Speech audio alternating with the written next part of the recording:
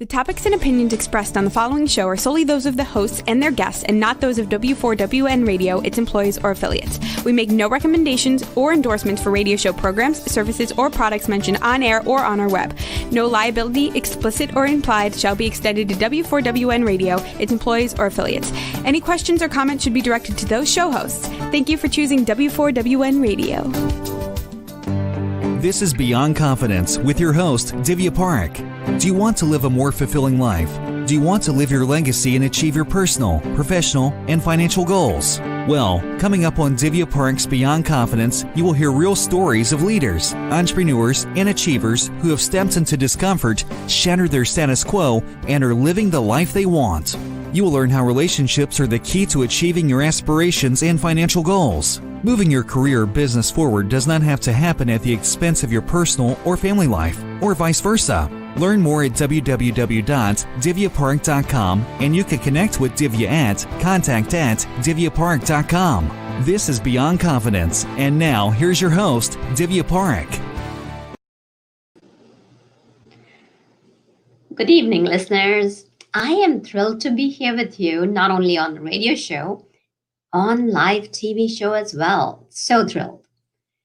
And I want to share with you that because of you, I am so grateful for you for getting your copy of Expert to Influencers, because the profits from Expert to Influencers are going to entrepreneurs impacted with COVID-19. So thank you, thank you, thank you. And if you have not got your copy yet, do get your copy, because let's together join hands and help those entrepreneurs get back up again and succeed. So listeners, thank you for joining us live. And today we have on our show, Dr. Lloyd Jager. Welcome, Lloyd. Divya, how are you? It's great to be with you. Oh, great to have you. Congratulations on your show. Oh, thank you. Appreciate it. You are actually our first guest.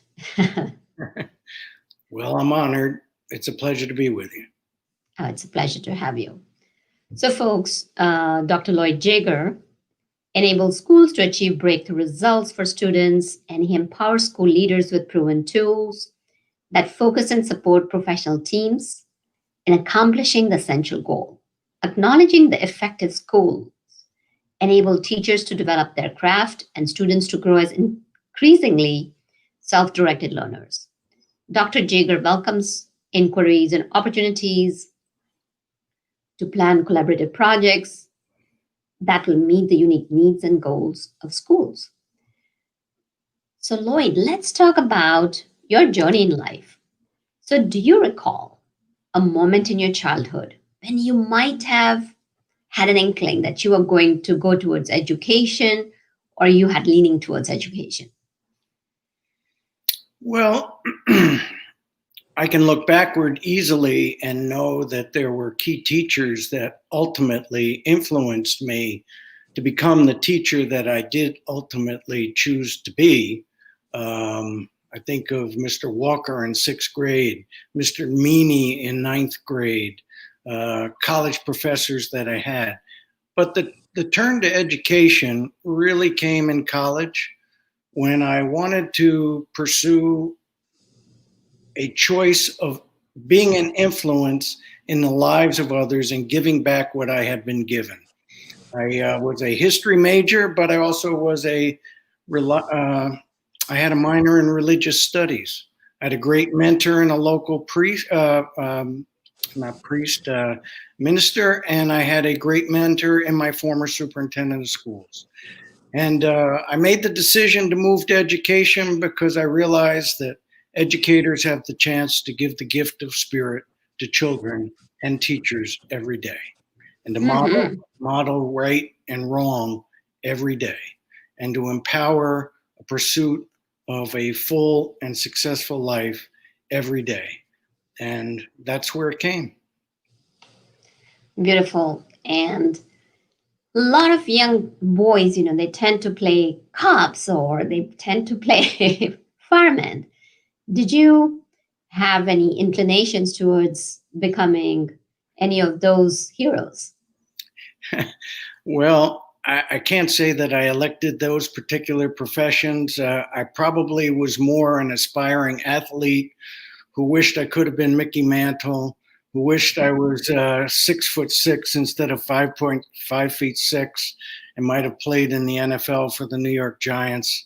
I had athletic ambitions more than I had those kinds of professional interests. But my love of sports ended up following through in my teaching. I became a football coach, and that was a delight in itself. Absolutely. So here's the thing. You said that you had athletic aspirations, and so many times what happens is life takes different turns. And as you mentioned, sometimes, for some things you need height, for football, maybe if you are a runner, you gotta be speedy. And if you are a football player, there's so many different requirements. So when did you realize that becoming an athlete was not your game? Well, I had talent, but I was not the best talent. I had perseverance, and that made me a great teammate. But once I left high school, recognizing that once you get into the Division I, II, and III colleges, I just did not have the stature that was going to drive that. So I found a way of turning my interests into the hobby of being the team scorer for the football team in college, team scorer for the basketball team in college. My roommate was the sixth man on the basketball team. So I maintained my interest in sports, but I also learned humility through sports, that I could be a contributor without necessarily being the star. And that was a key lesson that I drew from my development, and I believe I've carried that into my work. Oh, that is so powerful. It's so, so critical. And a lot of people talk about sports as if it's just competitive and don't see the other side. For me, it is so important. And I'm always talking to people that I'm coaching or I'm working with. I'll say, what level do you want to play at? Is it just an amateur? Is it just a hobby? Or what is it that you want to go after? What level do you want to play at? And there's so many different levels. It could be recreational, because I know there are, just leagues where you can just go play, have fun, and not worry about it. And then there are people who are going for the travel leagues, who are some of the people, like, parents included. I've got a friend whose kid plays in D1 division school, and I know that he plays baseball. And I know that, they sat through that hot summers sitting on those stands, and even those students and even those kids who are playing in that sports, they are sweltering in the heat, and they're going out and practicing when other kids might be having fun, or when they may be sleeping in. Similarly, swimmers, they get up early, right at the crack of dawn. And that's how life is too, is what level do you want to play at? So I really like what you mentioned, Lloyd, is it's about contribution. And especially team sports is not about you being the star. It's about who's contributing. So as you were contributing, what are the lessons would you say you learned from that? Well, I want to build on what you just shared yourself, Divya. You have a responsibility when you are a member of a team to aspire to and deliver your own version of personal excellence. You need to give your best self to the potential of the team achieving its own greatness. I often like to think about every team has its own version of championship seasons, and that the next season has the opportunity to be better than the last season. I played remarkably. I had the chance to go back and teach at the high school that I graduated from. I've been a football player on my high school team, captain of the team at the time. We never won a championship. when I played, but I went back and I coached as a teacher for 7 years, and we ended up winning championships through teamwork and the development of excellence on the team. It was an aspiration of what teamwork was, and I derived that from sports. And frankly, I know we'll talk about it later, but I will build a bit of a bridge. I think schools, the faculties within them, the principals who lead them, have a responsibility to conceive of what it means to be champions at their work and how to contribute together and how to aspire to that level of personal excellence. You don't have the opportunity to sit on the sidelines and give half of yourself when you're devoting your lifetime to the development of young people. That's a higher stake than it is to win a game or to win a championship. But I did learn those lessons of personal contribution and teamwork, certainly in my youth as part of team sports. Yeah, so you talked about how of an impact you have had. Doesn't matter whether you were a player or not. Doesn't matter if you were the star on the stage. What matters is that you were able to not only go back to the school where you studied, how fortunate. Not only that, you were able to coach people, your athletes, to winning championships. And championships is not the only thing. Now, let me ask you this. You hinted upon principles, and we have talked about impact. I know Lloyd. So, listeners, Lloyd and I have worked for a couple of past years, and I gotta say, Lloyd has really a lot of gumption and persistence and consistency and so much more to him than what we are going to be able to share with you in these few minutes that will be here. So let's talk about, you have been a consultant as well as you have been in the administrative positions in school itself. So can you walk us a day in the shoes of a principal? Well, a principal is perhaps the ultimate multitasker.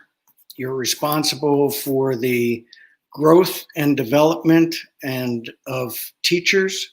You're responsible for the growth and development of young people. You have an operational set of daily responsibilities, but you have a visioning and development responsibility for the long-term growth and development and results of your school. Schools are results-driven institutions. Across this land, every single day, there is both excellence and inequity, competence and greatness in every school. And a principal on his or her watch is responsible for keeping one's eye on the prize of leaving a legacy as a team of faculty with a group of students that exceeds what was true before one assumed the job. So when I say ultimate multitasker, you are the developer of people in important collaborative ways every single day while ensuring the safety and operation of the school at the same time. So it begins before one arrives at the school. It continues throughout the day. One often hears that the best principals are the ones that don't stay in their office. They're about the school. They're visiting classrooms. They're visiting with students. They're a presence in the school. And that in itself is a challenge given the multiplicity of responsibilities. So I think leading with purpose is essential to greatness as a principal. Leading with operational expectation is an absolute important thing to accomplish as well. You mentioned it, there is a lot on a shoulder of a principals. And when you say that, a lot of times people say that principal did not do this, principal did not do that. And there's so many aspects, as you mentioned, that principals have to deal with, and their shoulders have to carry a lot of burden. So there are two different aspects, right? There may be somebody who's aspiring to be a principal. Then there may be somebody who's already a principal. And then there is a third category, somebody who's seasoned. So let's take a look at somebody, here's a teacher. Let's just kind of like think about a scenario, somebody who has just graduated, especially we are going to take a look at today's situation. And they are excited and catastrophe happens. There are times of pandemic. And now what's going on is that they are aspiring to be a principal. They're a teacher, they're still working. So what could they do as an aspiring leader who wants to become a principal? How could they stand out during these difficult times as a teacher? Well, developing and practicing the skills of collaboration are as important for the act of being a teacher as a member of a faculty as they are ultimately developing the skills of being a good principal. I think an aspiring teacher, a teacher who aspires to be a school leader, has deep within him or her a sense of purpose and serving. There is a servant leadership orientation, in my view, for most great candidates for becoming a school administrator. And I imagine that a teacher who is a great teacher and chooses the path of school leadership has determined that he or she wants to enable other teachers to be great teachers and sees in a principal the key role to enabling great teaching to happen in a school. Teachers get much done by working as colleagues, but in the end, the culture of the school also carries the imprint of its principal. The development of individual skills, individual aspirations, individual outcomes as teachers can be enabled by great principals or not. So I think an aspiring teacher must, even in these times, look to support principals, and encourage colleagues to work together toward great ambitions and aspirations for the children that they served.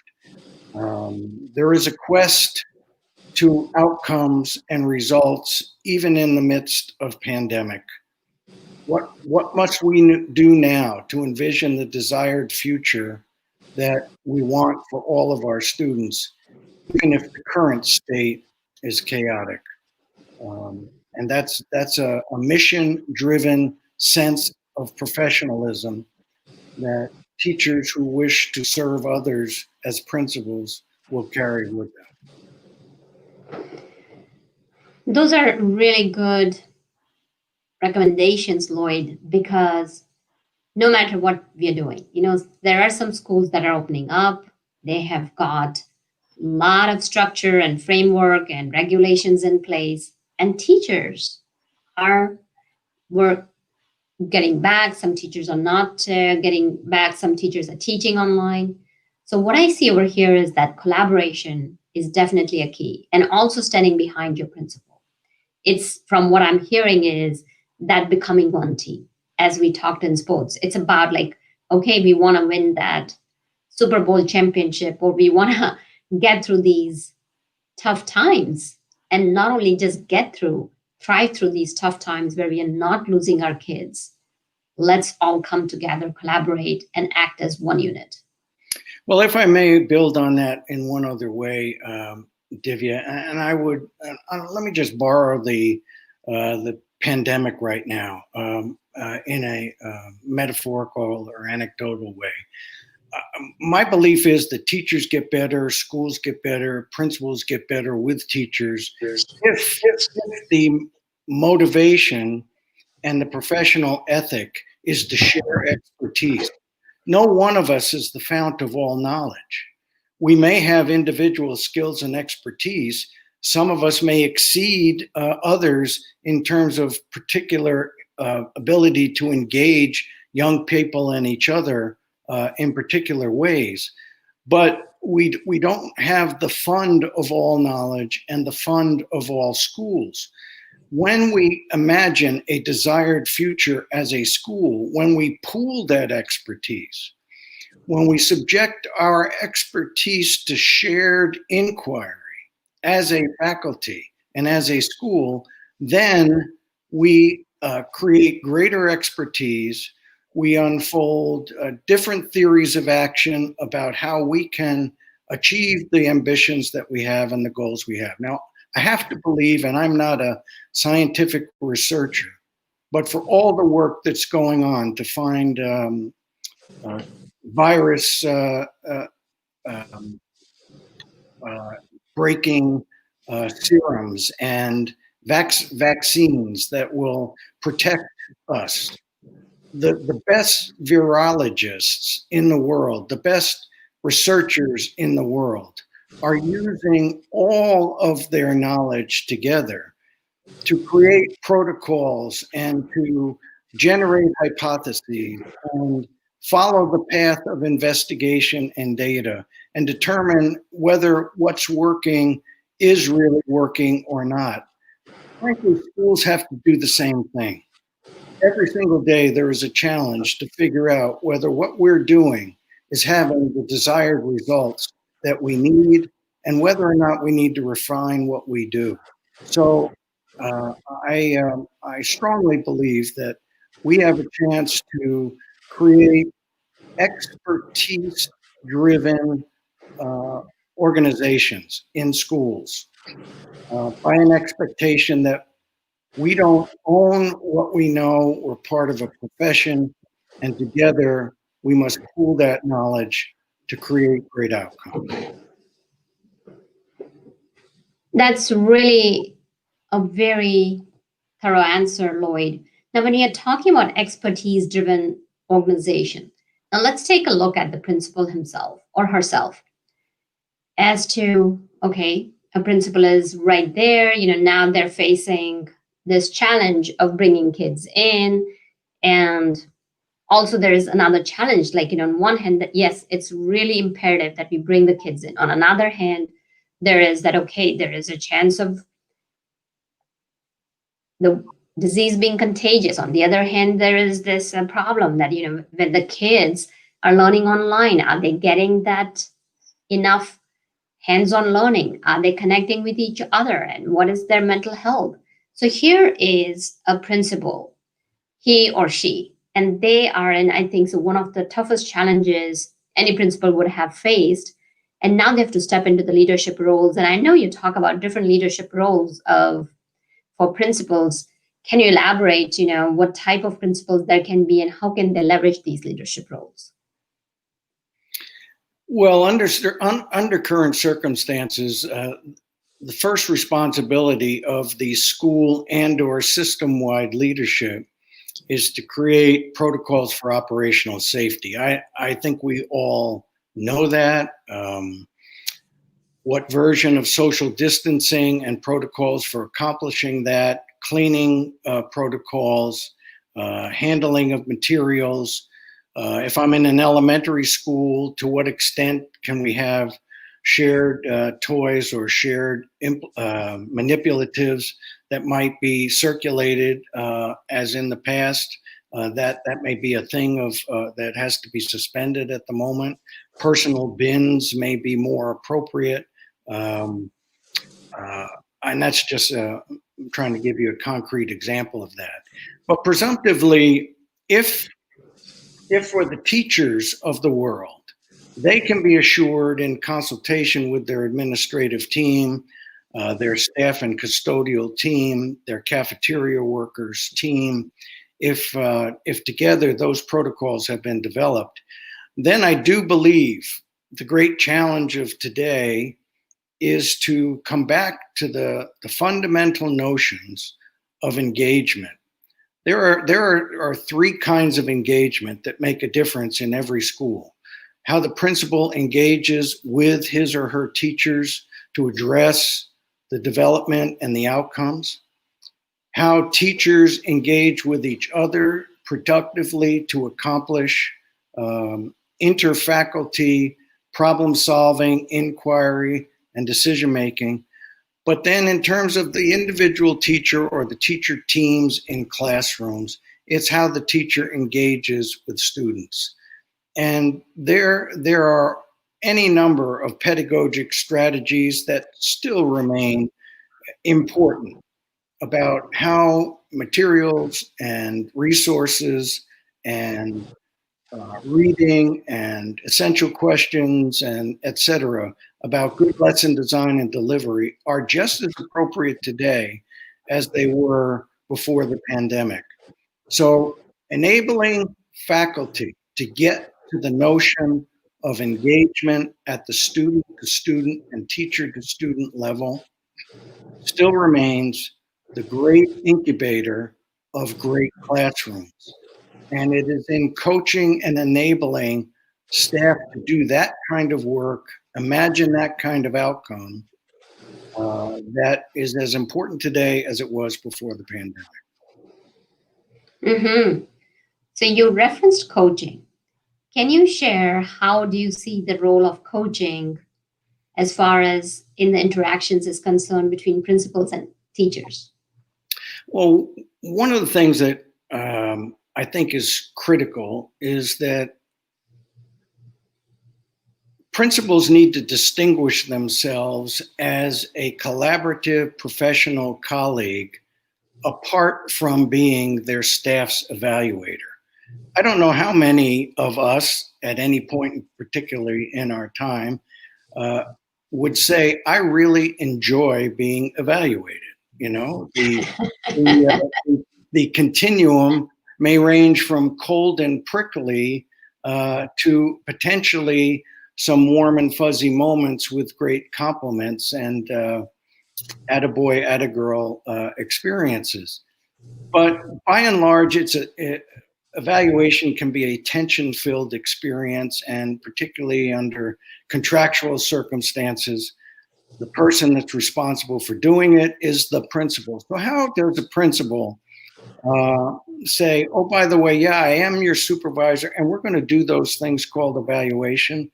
But more importantly, we are co-pilots of learning in this craft called teaching.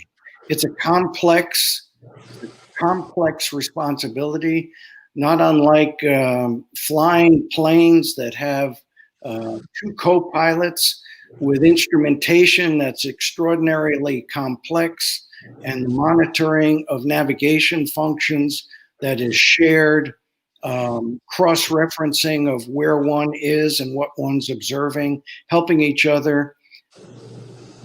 Casting oneself more as a co-pilot, observing the transport of young people from one stage of learning to another, and that is the stance that one would like to take as a principal, puts you in a position to elect coaching as a relationship. One can collaborate together to inquire.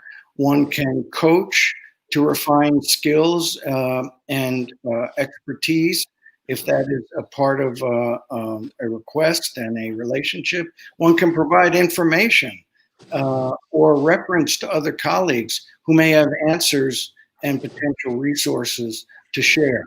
And you have a suite, a continuum of co-pilot relationship that you can build if you can distinguish that together we're going to have shared understandings of what good teaching means. We'll do that when we check on evaluation, but when we do our daily work, we have a responsibility of co-piloting.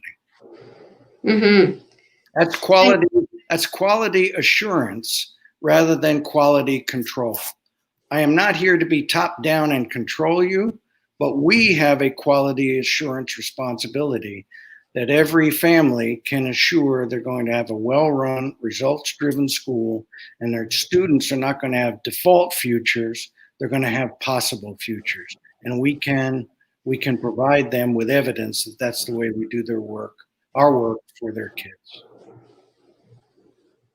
I really like the notion of having possible futures, because when you put that potential to test, the students, along with teachers and principal, it's much easier to create opportunities rather than just fit into the opportunities that come along, where students may not be ready for it, versus whether it's teachers or students or principals themselves.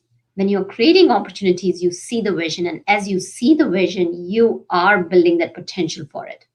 It's almost having that vision of a bridge that, there's this gaps. Think about it, like two different cities, or two different banks of river. You see what is at that end, and you can getting ready to go across that river. And now if you have that vision and if you're building that bridge, not only you're able to cross that gap, but you're able to bring people together and unite. So I really love that notion of possible futures. So we've talked about possible futures.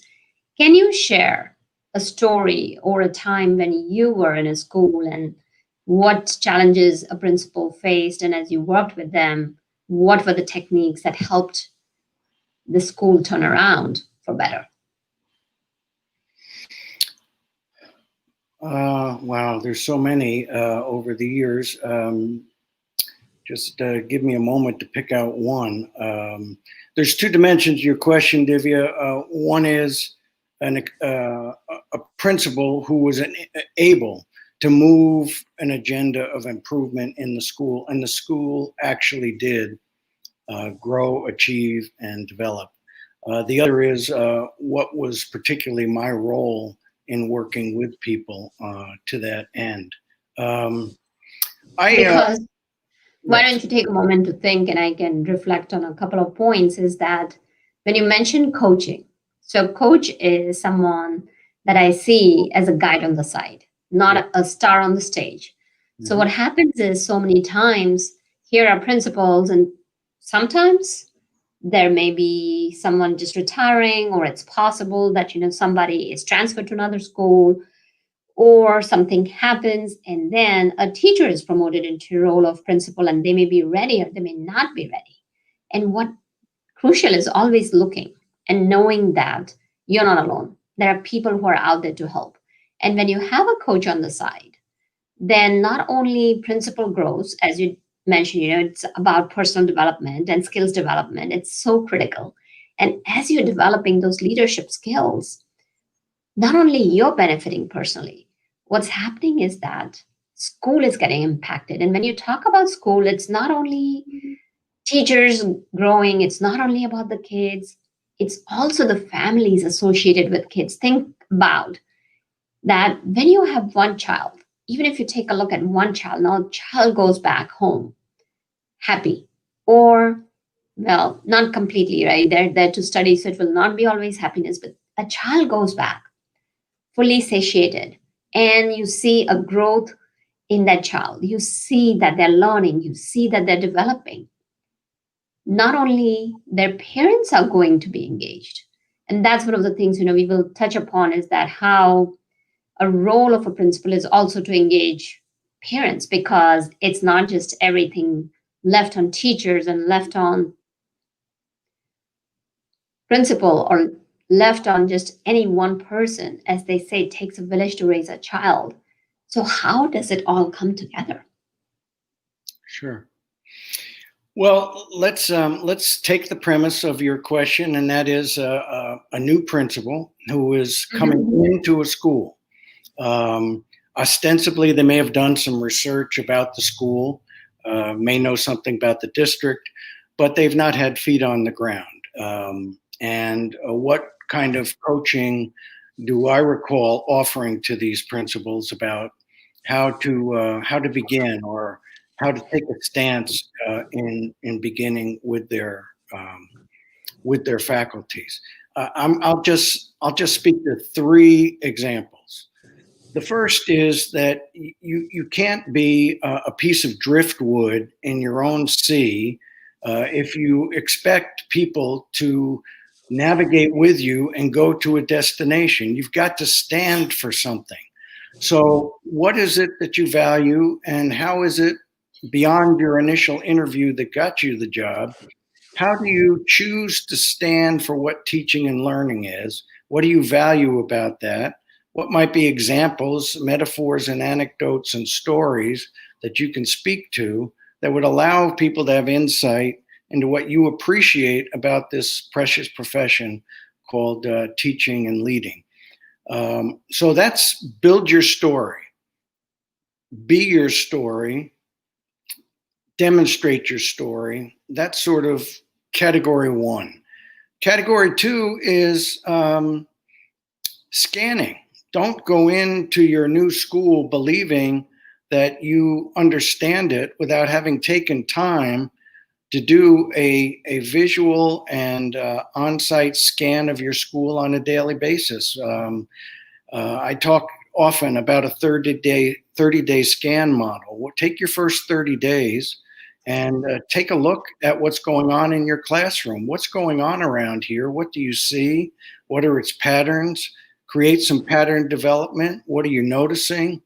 And then let's have another discussion about that. 30 days is an arbitrary number. It could be 10 days. It could be 2 weeks. It could be 21 days. It doesn't really matter. 30 days is just an image about that. But knowing what's going on before you launch into action, I think that's very important. And frankly, it gives that new principal an opportunity to be a contribution to the leadership team. This individual is a new set of eyes. This individual has different experiences. The way they understand what they're observing and the data that they're accounting for, and bringing that to the discussion of the leadership team, including myself, when I was a superintendent or assistant superintendent working with new principals. That was of great value to me because we're not a closed shop. We have new blood, and we ought to use those expertise to do that. The last thing is team learning. If you wish to establish yourself as a developer of people, it's best done in a collaborative way. Development is not done to people, it's done with people.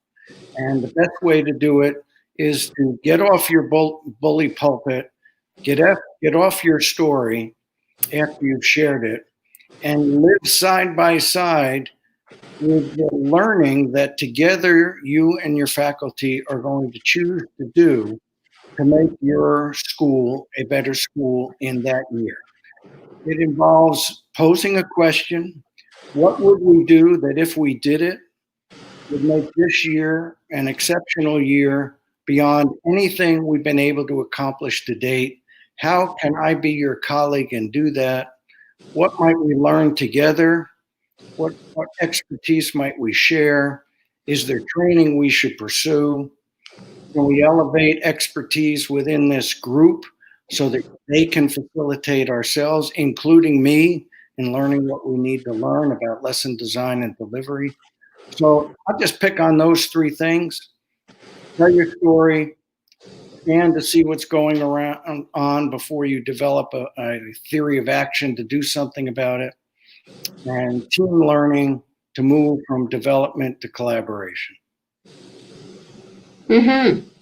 Now, these are definitely great points. And do you recall your story where you have been an element of turning a school around using these principles?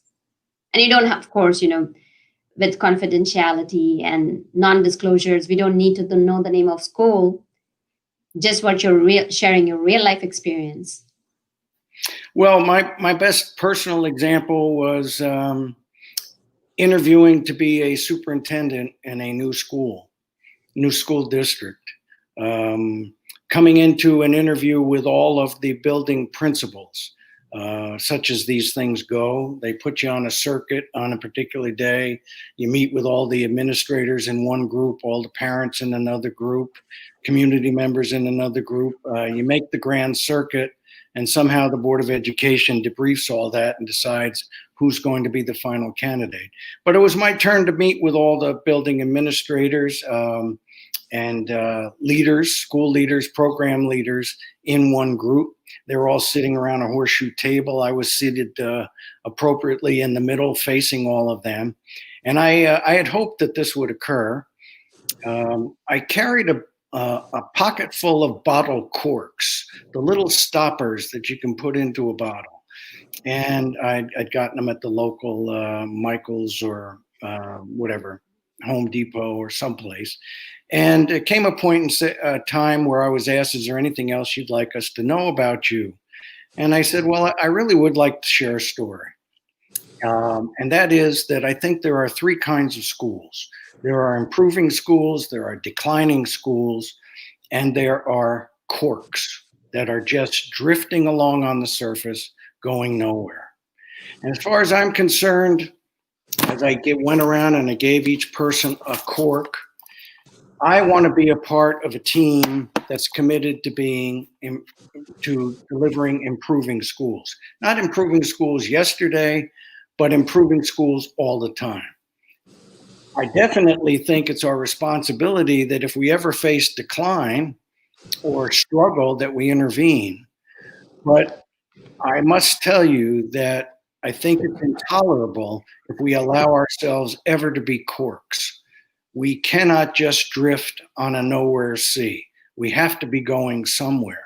Now, if you want me to be a superintendent, to join you in a constant quest of improvement, never to drift like a cork on a nowhere sea, and to intervene when there is any sense of decline or need, then I'm your guy. I want to be your superintendent, and that's the way I want to work with you. And I was fortunate that I got picked to be that superintendent. That's the way we started our relationship together. In effect, as superintendent, I already told my story about the way we would work together, even though I had not scanned all the schools or engaged in any team learning together. But I did suggest that we were going to improve, even if it meant we needed to learn new things, and I was committed to that. So that was a great way to start. It happened to be in my last superintendency, and I was there for quite a number of years.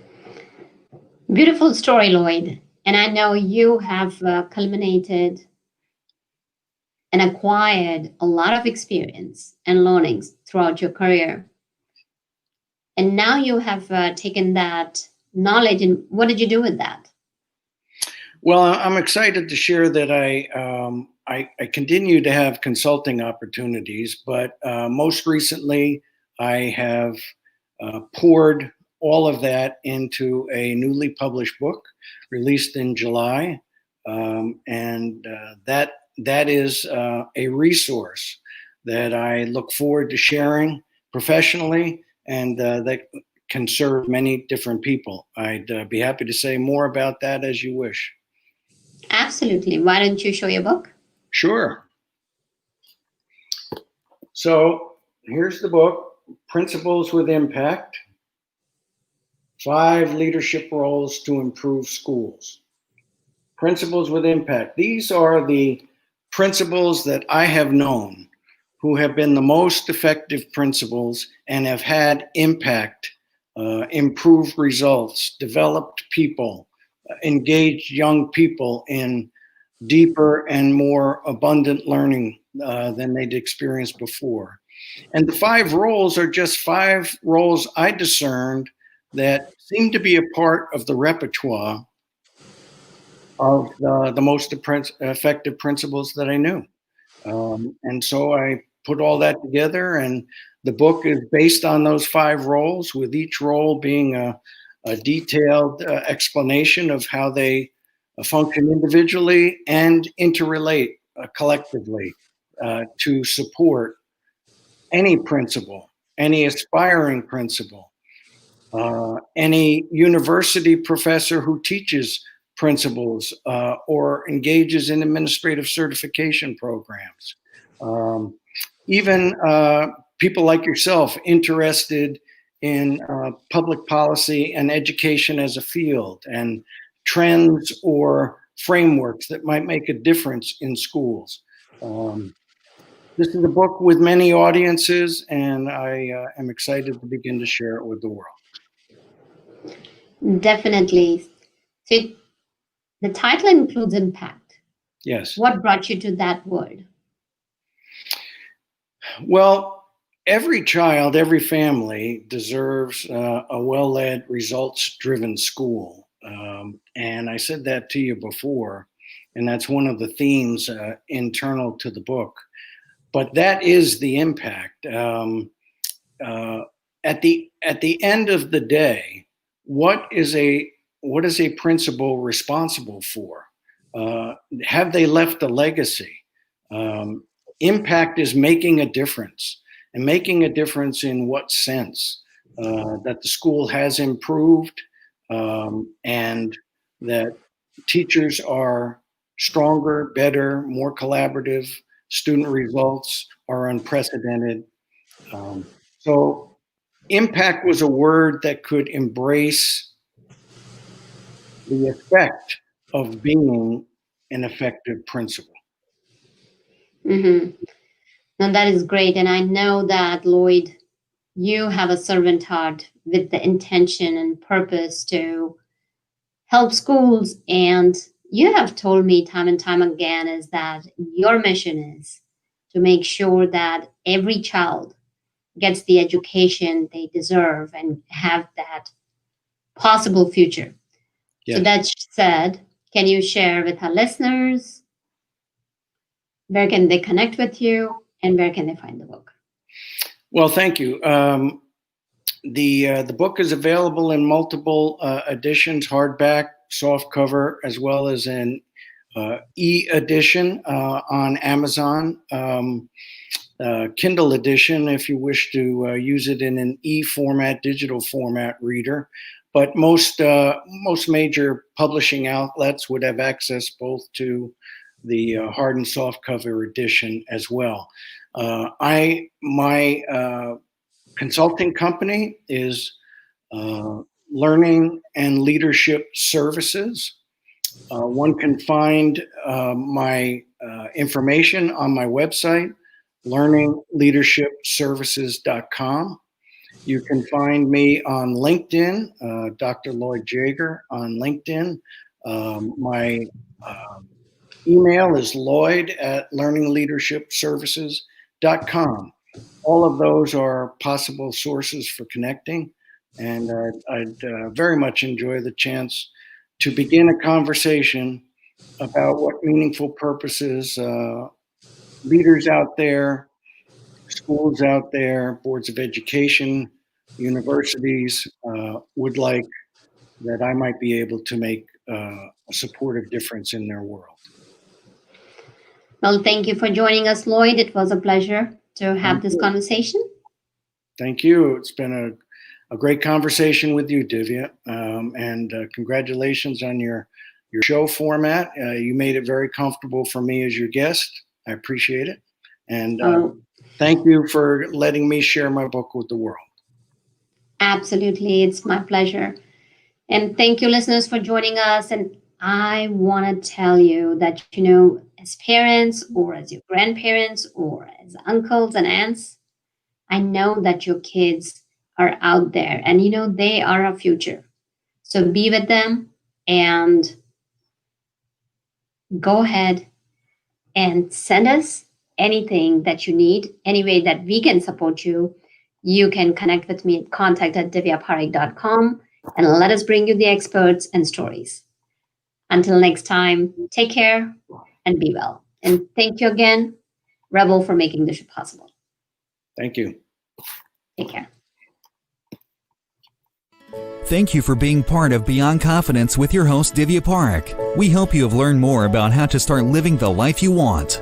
Each week on Beyond Confidence, you hear stories of real people who've experienced growth by overcoming their fears and building meaningful relationships. During Beyond Confidence, Divya Park shares what happened to her when she stepped out of her comfort zone to work directly with people across the globe. She not only coaches people how to form heart connections, but also transform relationships to mutually beneficial partnerships as they strive to live the life they want. If you are ready to live the life you want and leverage your strengths, learn more at www.divyapark.com. And you can connect with Divya at contact@divyapark.com. We look forward to you joining us next week, Monday, 8 p.m. Eastern Time.